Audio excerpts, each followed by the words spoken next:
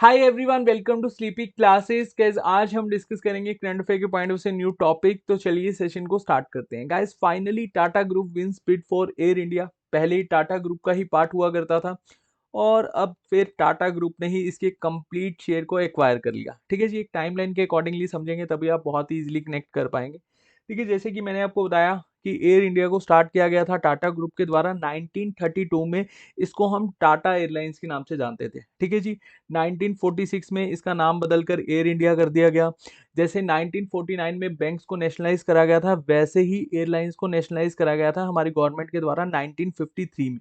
जब नेशनलाइज करा गया तो उस समय हमारी गवर्नमेंट ने एयर इंडिया के कंप्लीटली शेयर को एक्वायर कर लिया था। लेकिन यहाँ पर जे आर डी टाटा जो चेयरमैन थे एयर इंडिया के, उनको 1977 तक चेयरमैन बने रहने दिया था। ठीक है जी, अब आप सब जानते हैं 1991 में एलपीजी रिफॉर्म्स लाए गए थे क्योंकि हमारी जो इकोनॉमी है काफ़ी स्लो डाउन में चली गई थी और हमारी गवर्नमेंट चाहती थी कि प्राइवेट इन्वेस्टर्स यहाँ पर इन्वेस्ट करें। और इसको देखते हुए 1995 में टाटा सन्स ने लॉन्च करने की सोची कि हम खुद की एक अपनी एयरलाइन लॉन्च करें, लेकिन गवर्नमेंट ने परमिशन दी नहीं। और 2001 में हमारी गवर्नमेंट डिसइन्वेस्टमेंट करना चाहती थी एयर इंडिया का और इसके शेयर खरीदने में इंटरेस्ट भी दिखा रहा था टाटा ग्रुप। लेकिन उस समय ग्लोबल स्लो डाउन होने की वजह से ये जो डील है वो प्रॉपर हुई नहीं थी। ठीक है जी, 2006 में हमारी गवर्नमेंट ने फर्स्ट टाइम एयरलाइंस का जो लॉस है वो मतलब एक तरह से सामने आया और फाइनेंशियल जो डिस्ट्रेस था एयरलाइन का वो लगभग 770 करोड़ के आसपास था। मतलब एयर इंडिया का आप कंसिडर कर सकते हैं।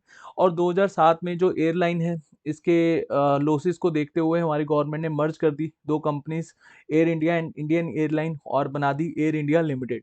और 2009 में फिर भी जो एयरलाइंस हैं उसके लॉस कम हो नहीं रहे थे और ये लॉस बढ़कर हो गए 7,200 करोड़। और इसके बाद हमारी गवर्नमेंट ने बहुत सारे एफर्ट्स करे कि किसी तरह से एयरलाइन के जो लॉसेस हैं उनको हम कवर अप कर सकें और बहुत सारे रीस्ट्रक्चरिंग प्लान भी लॉन्च करेंगे। ठीक है जी, मैं आपको एक प्लान बताता हूँ हमारी गवर्नमेंट के द्वारा लॉन्च करा गया था 2011-12 के फाइनेंशियल ईयर में। हमारी गवर्नमेंट ने कहा कि देखिए कि जो अभी एयरलाइन लॉसेस में है इसको हम किस तरह से एक तरह से फिर से प्रॉफिट में ला सकते हैं। हम क्या करते हैं, इसमें कुछ पैसा इन्फ्यूज करते हैं और ये पैसा हम एकदम से इन्फ्यूज नहीं करेंगे। आने वाले 20 सालों तक हम इसमें कुछ कुछ पैसा इन्फ्यूज करेंगे, लगभग 42,000 करोड़ के आसपास। मतलब 2011 और 12 के फाइनेंशियल ईयर से लेकर 2031 से लेकर 2032 का जो फाइनेंशियल ईयर है तब तक हम कुछ कुछ पैसा इन्फ्यूज करते रहेंगे और ये टोटल अमाउंट होगा 42,182 करोड़।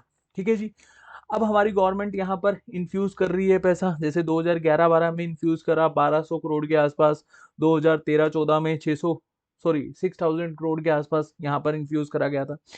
अब उसके इन बिटवीन 2013 में टाटा ग्रुप ने लॉन्च करी टू एयरलाइंस, मतलब दो एयरलाइंस में अपना शेयर इन्होंने खरीद लिया, कुछ इन्वेस्ट किया। और ये जो एयरलाइंस थी, एक तो मलेशियन एयरलाइंस थी मतलब एयर एशिया, और एक सिंगापुर बेस्ड एयरलाइन थी विस्तारा, यहाँ पर इन्वेस्ट किया और टोटल मार्केट के पॉइंट ऑफ व्यू से 13% का मार्केट शेयर हो गया एयर बिजनेस में टाटा ग्रुप का। ठीक है जी, अब हमारी गवर्नमेंट ने 2011-12 के फाइनेंशियल ईयर से 2017-18 के फाइनेंशियल ईयर तक 26,545 करोड़ इन्फ्यूज कर दिए एयर इंडिया में। अब इतना सारा पैसा इन्फ्यूज करने के बाद भी हमारी गवर्नमेंट को लग रहा था कि अभी कोई ऐसा इसका बेनिफिट दिख नहीं रहा है और इतना सारा जो टैक्स पेयर का पैसा हमने इक्विटी सपोर्ट में दे दिया और उसके बाद भी कोई बेनिफिट नहीं दिख रहा। तो इट मीन्स अब फाइनली हमारे पास ऑप्शन बचता है कि हम एयर इंडिया को क्या करेंगे, डिसइन्वेस्ट करेंगे। अब 2017 के आसपास हमारी गवर्नमेंट ने डिसइन्वेस्टमेंट करने के लिए मतलब फर्स्ट यहाँ पर कंडीशन रखी। और ये जो फर्स्ट कंडीशन थी इसको देखते हुए किसी भी कंपनी ने बिड ही नहीं लगाई। अब यहाँ पर कंडीशन क्या थी मैं आपको थोड़ा सा समझा देता हूँ। देखिए, जब फर्स्ट टाइम एयर इंडिया की डिसइन्वेस्टमेंट करी गई थी तो उस समय हमारी गवर्नमेंट चाहती थी कि 76% शेयर को ही एक तरह से बिड में लाया जाए, मतलब 24% जो शेयर है उसको हमारी गवर्नमेंट रखना चाहती थी। और इसको देखते हुए सभी कंपनीज जो वहाँ पर इंटरेस्टेड थी एयर इंडिया के शेयर खरीदने में, उनको लगा कि अगर गवर्नमेंट ऑफ इंडिया 24% शेयर रखेगी तो इट मीन्स इनकी हमें कहीं ना कहीं एक तरह से इंटरफेरेंस देखने में मिलेगी। और उस समय क्रूड ऑयल के प्राइसेस बहुत ज़्यादा फ्लक्चुएट हो रहे थे, एक्सचेंज रेट के बहुत ज़्यादा प्राइस फ्लक्चुएट हो रहे थे। और एक कंडीशन यहाँ पर ये भी थी कि जो एयर इंडिया है उसका बहुत ज़्यादा हाई डेप्थ था, ऐसे समझ लो बहुत ज़्यादा डेप्थ था, लगभग 50,000 करोड़ के आसपास। अब इतने ज़्यादा लॉस में कोई भी कंपनी खरीदना नहीं चाहेगी किसी भी कंपनी को। तो सबसे पहले तो यहाँ पर गवर्नमेंट ने देखा कि कोई भी कंपनी ने बिड नहीं लगाई, तो गवर्नमेंट ने एक प्राइवेट कंपनी को रिपोर्ट बनाने के लिए कहा, ईवाई कंपनी है, इसको एक रिपोर्ट बनाने के लिए कहा कि जो ये डिसइन्वेस्टमेंट है ये फेल क्यों होगी। तो उस समय इन्होंने इस रिपोर्ट में बताया गवर्नमेंट को कि जो आप 24% स्टेक अपने पास रखना चाहते हैं, इस वजह से कोई भी कंपनी इंटरेस्ट नहीं दिखा रही, और साथ साथ बहुत ज़्यादा डेप्थ है, और इतने ज़्यादा डेप्थ के साथ कोई भी कंपनी एयर इंडिया को एक्वायर नहीं करेगी। तो गवर्नमेंट ऑफ इंडिया ने इसके डेप्थ को कम किया, लगभग 50,000 करोड़ के आसपास डेप्थ था, और गवर्नमेंट ने कम कर दिया, और लगभग ये डेप्थ रह गया 23,286 करोड़ के आसपास। मतलब आप अप्रोक्सीमेटली फिगर याद रख सकते हैं, 23,000 के आसपास डेप्थ रह गया, ठीक है जी। और इस रिपोर्ट के बाद ये तो कंक्लूजन हो गया कि गवर्नमेंट अब यहाँ पर कोई भी शेयर नहीं रखेगी, और 100% इसका जो स्टेक है वो सेकंड डिसइन्वेस्टमेंट में लाया गया।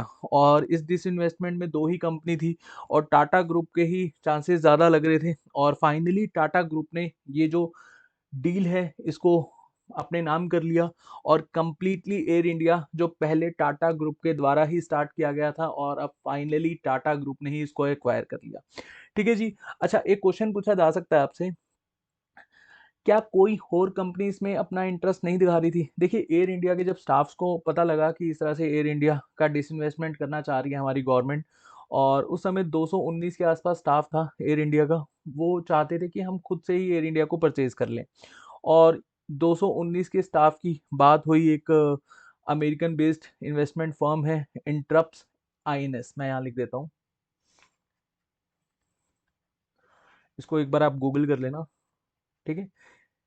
इंटरप्स आईएनएस, आई थिंक मैंने यहाँ पर नाम से ही लिखे। और गवर्नमेंट ने कहा ठीक है, कोई दिक्कत नहीं, जो 219 स्टाफ हैं एयर इंडिया के, इनको हम स्टेक दे देंगे 51%, और ये जो यूएस बेस्ड फर्म है इसको हम स्टेक दे पाएंगे 49% according to rule and regulation, ठीक है जी। तो इस तरह से ये जो प्रॉपर एक हम लोगों ने देखा कि जो टाटा के द्वारा एयर इंडिया को फिर से एक्वायर करा गया है, और ये जो पूरा का पूरा प्रोसीजर था हमने एक टाइमलाइन के अकॉर्डिंगली समझा। होपफुली आपको ऐसा कोई दिक्कत नहीं आई होगी, और जो भी आपके डाउट्स रहे होंगे इस टॉपिक में वो क्लियर हो गए होंगे। एक बार मैं आपको बता देता हूँ कि टाटा ग्रुप के द्वारा कौन कौन सी यहाँ पर अदर फर्म में पैसा इन्वेस्ट किया गया है। ये एशियन बेस्ड है, सॉरी मलेशियन बेस्ड है एयर एशिया, और ये सिंगापुर बेस्ड है विस्तारा, और फाइनली अब एयर इंडिया भी किसका पार्ट हो गया, टाटा ग्रुप का। इस टॉपिक में इतना ही, नेक्स्ट सेशन में मिलेंगे, और नेक्स्ट सेशन में एक न्यू करंट अफेयर के टॉपिक के साथ हम इन्फॉर्मेशन को शेयर करेंगे। तब तक अपना ध्यान रखिए। अगर आपका कोई डाउट है प्लीज़ कमेंट सेक्शन में पोस्ट कीजिएगा।